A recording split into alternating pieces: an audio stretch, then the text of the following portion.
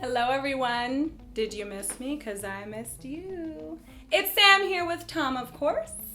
Picking up the slack while you're away on vacation. And I appreciate that with all my heart.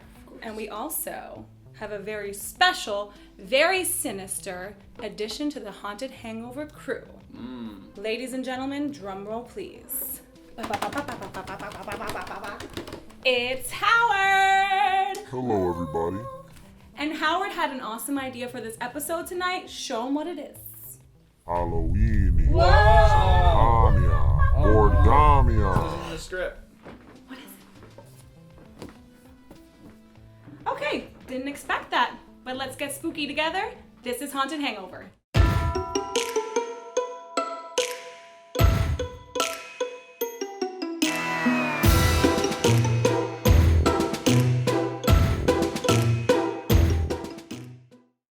Mixtape Massacre is a board game where up to 6 players choose from 10 classic 80s slasher archetypes and compete to win against the survivors and each other.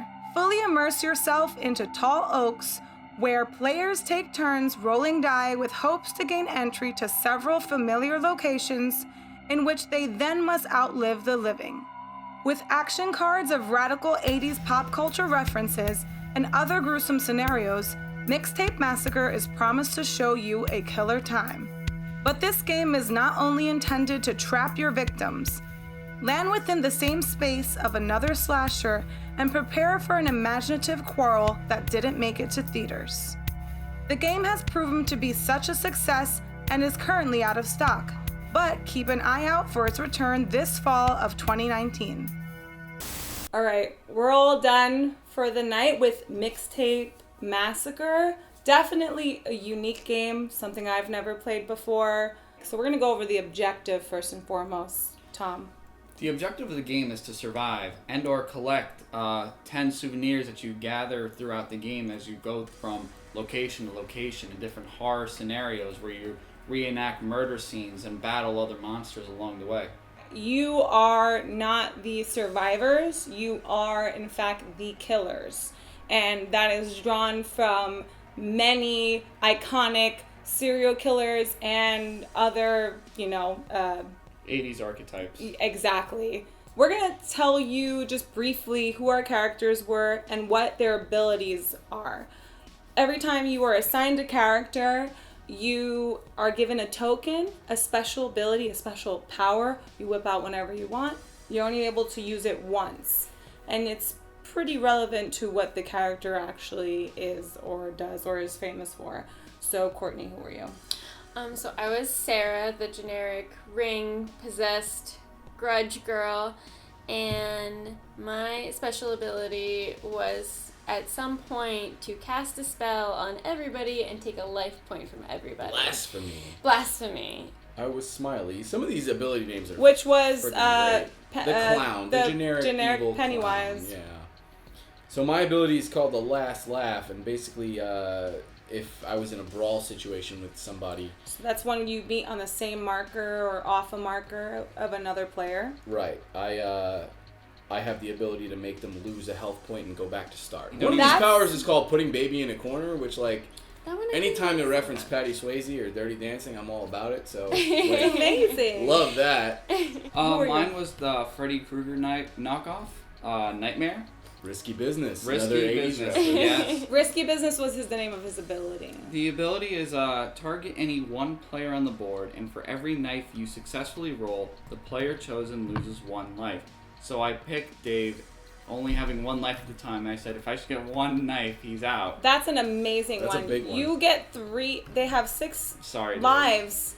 You roll 3 knives, which is hard, but you roll 3 knives, they're halfway out the game. It's a big one. That's amazing. It's a big power. I was the hatchling, the Gremlin knockoff. Character. And my special power was Monster Munchies. So, Wait, I didn't even know that. That sounds hilarious. It works. To be honest, I kept forgetting to use it. I could have used it a few times. Yeah, same thing. And I just kept forgetting to use it. Low on health. If you successfully accomplish a kill, Hatchley can use this ability to take a bite out of his recent kill and recover 1 health. rather than collecting a souvenir. Oh. Oh. This was Stitches. It was a pleather. Stitches the Leatherface. His ability was hard to kill, and basically anytime I saw and I read my ability before I played because I don't play none.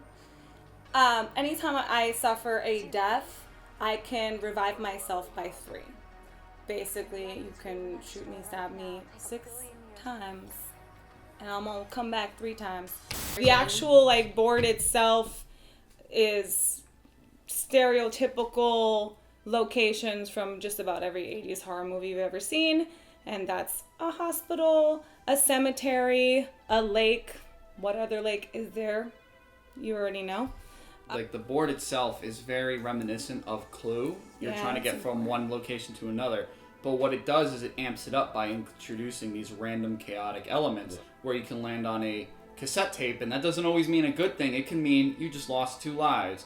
Or, hey, you get here, you draw a card, and you're thinking you're going to get like a, you're going to get one of the, you're going to get a kill, and all of a sudden it's like, well, no, you just got hit by a car. Yeah. Or, in the chaotic moment, you saved us all. I did. I'm proud of that moment. Yeah. There's a very unique card, and I think the survivor card. The survivor card. One card in the whole deck. One in the whole deck, and when you draw it, you have to defend everybody on the board. If you don't win, everybody loses life. You're all welcome. And we all go back to the start. I also liked how some of the cards, the green cards, they had like references to other movies, but they were like slightly off. So it wasn't like exactly the movie or anything like that. You got it, right? Everybody understands. Yeah, you know what it is exactly. If you know, you know like, what it is. You know, it's like Snake Plissken, but his eye patch is like slightly on the wrong side. You also get to go against each other, which is kind of cool. Yeah. It's kind of like every horror nerd's dream. Like, okay, we've seen Freddy versus Jason, but we get to see Carrie versus Leatherface. And we get to see that one chick from The Ring versus Chucky. I don't know what her real name was. Samara.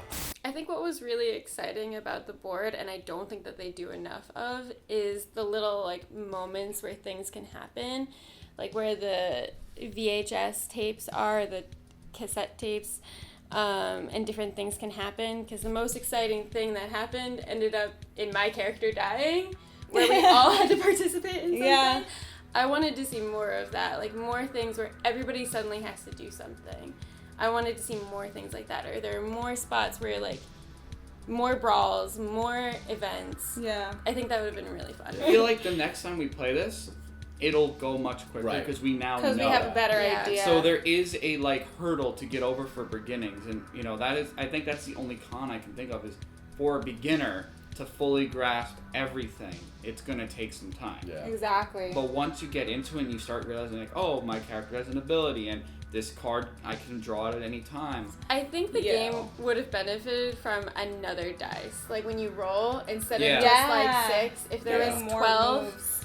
I think a lot more would be able to happen then. It would keep people more engaged. Yeah. Like as soon as like something stops happening and you get kind of into it, then like you don't want just to get 2 spaces. You want to keep going. Yeah. So I think even just having like 2 die instead of just 1 would have made a huge difference. There's definitely a learning curve, and that was where I found my biggest struggle was just learning and incorporating everything. But once I got into it, I fell in love with this game. I love everything it's about. I love the idea of the soundtrack that comes with it. I love the lore. I would give this, out of 5 pumpkins, 5. Okay, I'm a huge fan of any board game, any card game. We have all of them. I've played all of them since I was a kid. I definitely love this. I definitely love the concept and the nostalgia behind it. So, with that being said, we have 3.5 pumpkins. Oh, Howard, what about you? 4 out of 5 pumpkins. Okay, that concludes our night of Mixtape Massacre. All the homies have left and the OGs remain. Speaking of OG, Howard, you did a great job tonight. I'm really proud of you. Thank you. And I like the black, but I have something better for you. Get ready. Oh my god. that great? Yeah, he's ready for the beach now. It's more your color. This is lovely. Anyway, if you enjoyed this, don't forget to subscribe and follow us on Twitter and Instagram at Haunted Hangover. And don't forget that the best cure to a hangover is... More booze. More booze. Bye.